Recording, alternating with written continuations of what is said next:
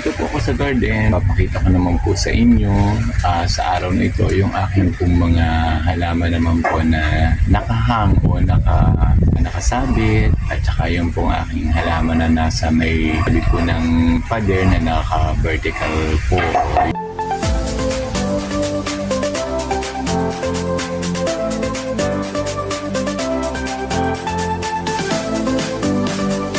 Magandang araw po sa ating lahat. Ayan po ang ating kapaligiran ngayon. Ayan po, natama po ang sikat ng araw sa puno.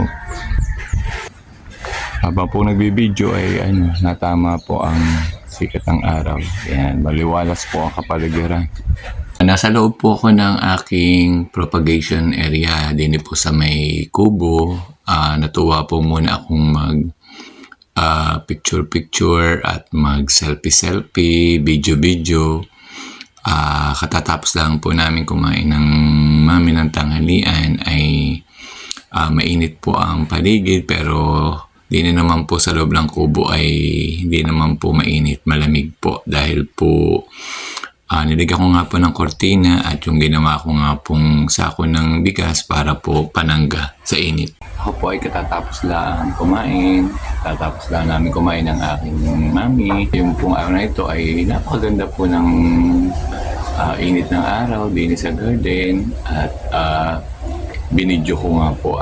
Ito po ang garden pag po kainitan. Napakaaliwalas po, mahangin-hangin.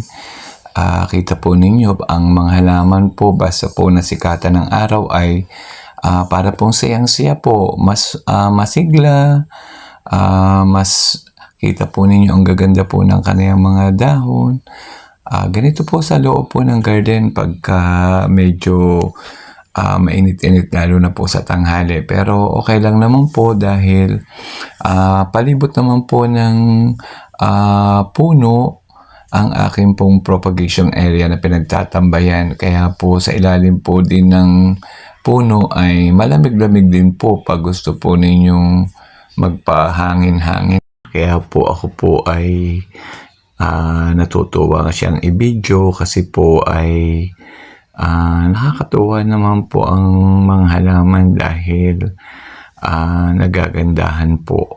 Kahit po sila'y simple ay nakakadagdag naman po siya ng ganda ng kapaligiran. Ayan, din po sa garden ay pagtanghali po, lalo na ngayon pong panahon ito, talaga po namang napakahangin, kaya po medyo malamig. Talaga po namang halos sa kalakasan po ng hangin ay talaga pong madami po akong nawawalis sa dahon. Okay lang po yun. Mapapansin po ninyo ang mga dahon po ay talaga pong tinatamaan po ng hangin ay nakakatuwa po at malamig-lamig po din sa yan. Nakakatuwa po sa loob ng sa garden dahil po pag maganda po ang panahon ay ito po ang makikita ninyo sa kapaligiran.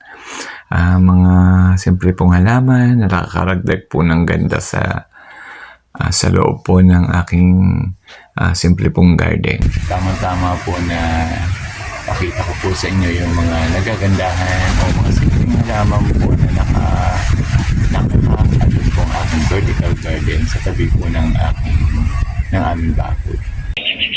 Lumayo-layo po muna ako ng konti dun sa malapit po sa mini pool kung saan po ay malapit din po yung mga pinagagawang bahay ay talaga pong pukpok ng pukpok ay baka po parang rindi na po ang tenga pero okay lang po yun. Dinimove muna ako sa tabi po ng propagation area. Ito po yung aking ginawa pong sako, tinahing sako para po in case po na may gusto bumisita at medyo na ang ambon o umuulan o sobrang init hindi naman po sila maiinitan sa loob. Yan po. Dini po sa garden ay talaga po naman ngayon po ay napakahangin, mainit, pero kahit po mainit, surrounded naman po ako ng mga puno. Ayan, lalo na po itong aking lukban at Indian mango. Pag nasa ilalim po kayo niya ay talaga naman pong malamig. Ayan po ang aking lukban. Ayan, so nakakatuwa po din sa ilalim po ng lukban at ng Indian mango kasi po ang lamig po, malamig-lamig po. Ito po yung aking orchids na nakalagay po o nasa taas po ng sinabit ko po sa taas ng sa lukban. Tabi po naman niya ay ito po yung pong halaman ko din yan. Nakalimutan ko na po ang ID. Pasensya na po. Ito naman po yung aking photos na nakasabit naman po sa may puno po ng mangga. Ayan po. Ito pa po yung iba. Yan.